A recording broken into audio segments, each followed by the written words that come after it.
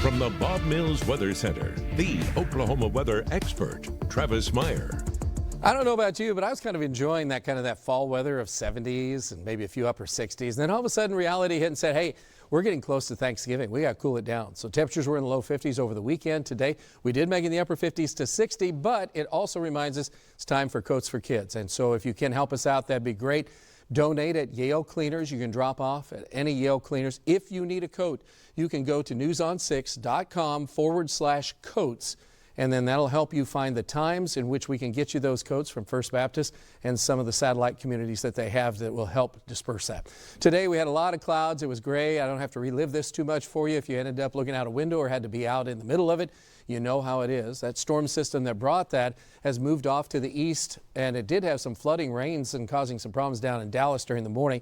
Then that moved across Arkansas. The last of the sprinkles and showers are basically here, and then we have fog advisories in central Oklahoma. If you're traveling along I-35 for tomorrow morning, be advised there's fog advisories because we're clearing out, but when we clear out, we cool off, and then that makes fog.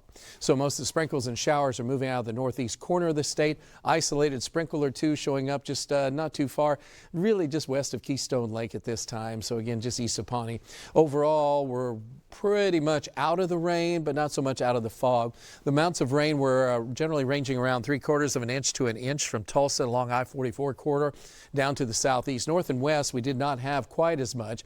And then if you're south and east, you end up with an inch, inch and a half to 2 inches in southeastern Latimer County and portion of LaFleur County. You had more rain than you need. This time of year, we don't need a lot. But as we clear out, as we go through the overnight time period, that allows the temperature to drop off, then the humidity goes up.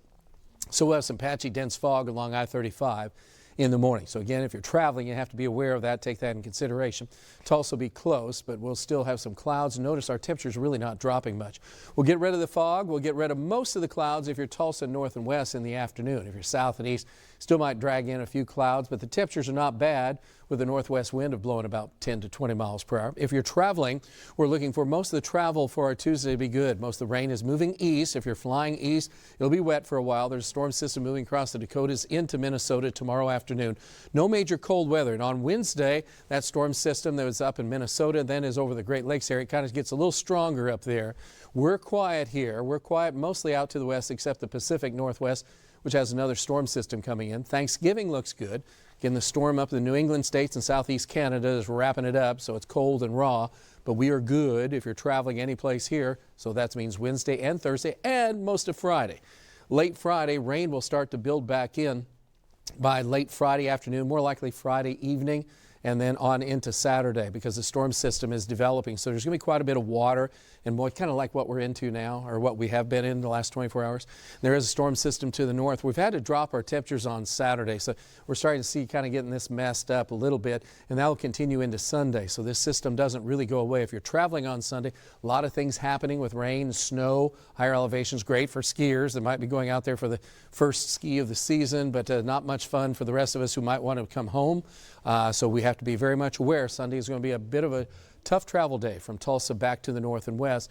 So we've changed our odds of precipitation. They're higher as we go through Friday night into Saturday, and they hang in there now through Monday. Looks like we could have a storm system that could have it cold enough that it could be near freezing in some areas north and west of Tulsa while that precipitation is still in the area. So we have to be aware of that. We warm up a little bit later next week, but again, some of these cold fronts coming in are definitely more on the cold side. So our Thanksgiving forecast, the most important forecast, looking pretty doggone good. It's just a perfect turkey eating weather. Temperatures in the 40s, low 50s, light winds, and a gorgeous Thanksgiving. Now, I can't say that much about Black Friday. Black Friday shopping is going to be good in the morning, but during the course of the afternoon, going to be starting to see the clouds and sprinkles and showers showing up. And as you see, the rain chances really kick in Friday night into Saturday, which does not bode well for football games at this point.